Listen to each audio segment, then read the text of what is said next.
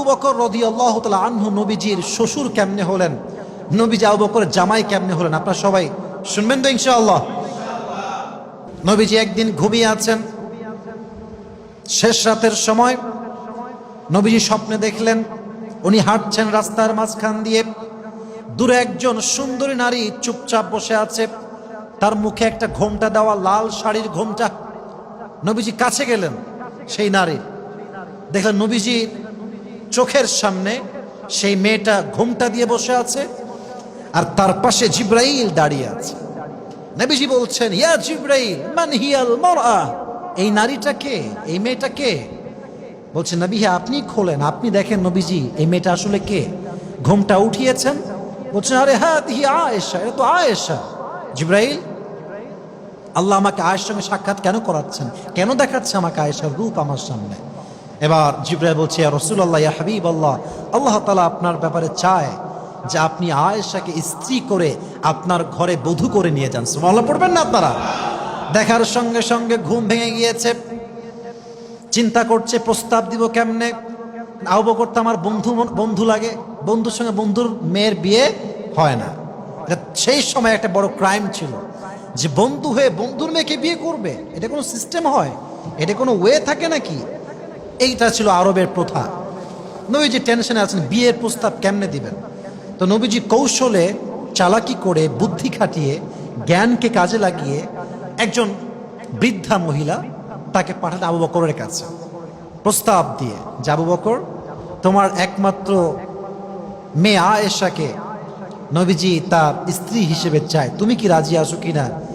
রাজি থাকলে আমাকে বলো। আবু বকর প্রথমবার খুব ভ্যাবাচ্যাকা খেয়ে গেলেন যে তিনি তো আমার বন্ধু লাগে, বন্ধুর মেয়েকে কেমনে বিয়ে দিই, মানে বন্ধুর সঙ্গে আমার মেয়ে কেমনে বিয়ে দিই, এটা হয় না। উনি টেনশন শুরু করলেন, চিন্তা করতে শুরু করলেন। উনি বললেন, আপনি যান, আমি দেখছি কি করা যায়। কিন্তু যখন নির্জনে বসলেন একা একা, যে কি বিয়ে দিব কিনা, মাথায় চিন্তা আসছে যে আমি আয়েশাকে কার কাছে বিয়ে দিব।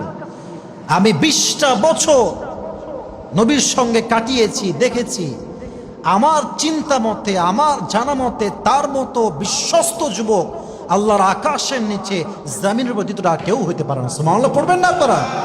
তার মানে আমার নবীর মতো বিশ্বস্ত যুবক, আমার নবীর মতো অসাধারণ যুবক, আমার নবীর মতো সত্যবাদী যুবক, আমার নবীর মতো একজন আশ্বস্ত মানুষ আল্লাহর আকাশের নিচে জমিনের উপরে দ্বিতীয়টার কেউ হতে পারে?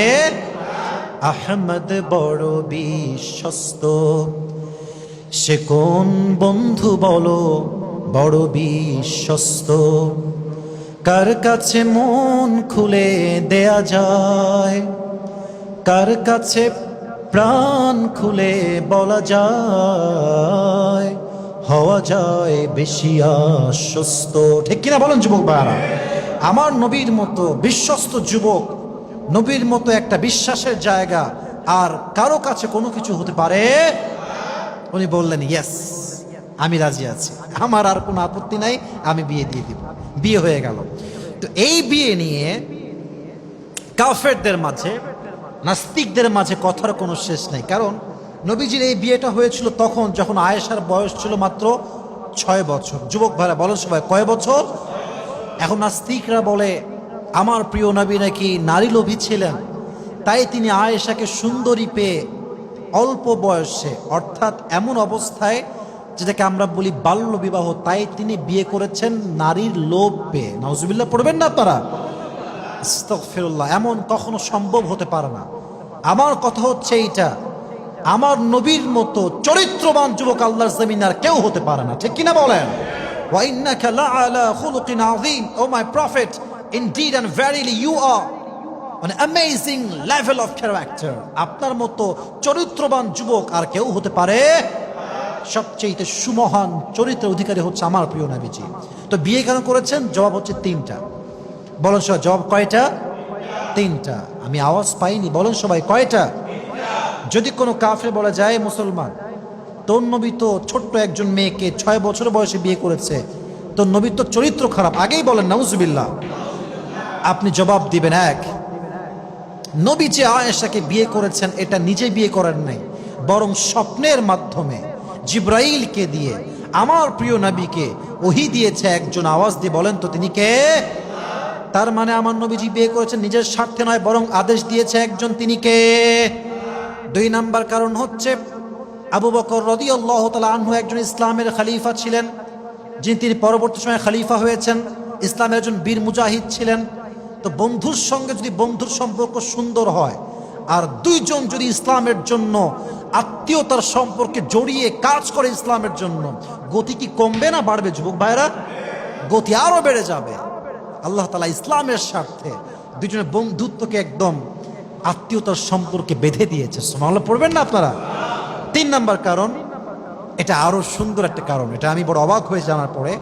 আম্মা জান আয়েশা রাদিয়াল্লাহু তাআলা আনহা দুনিয়াতে যত নারী আছে, চাই সে নবীজির স্ত্রী হোক, কোন সাহাবীর স্ত্রী হোক, কিংবা কোন আল্লাহ ওয়ালির স্ত্রী হোক, সবচাইতে জ্ঞানী যিনি ছিলেন নারীদের মাঝে এবং মেধাবী, জ্ঞানী এবং মেধাবী, তিনি হচ্ছেন আয়েশা রাদিয়াল্লাহু তাআলা আনহা। সুবহানাল্লাহ পড়বেন না?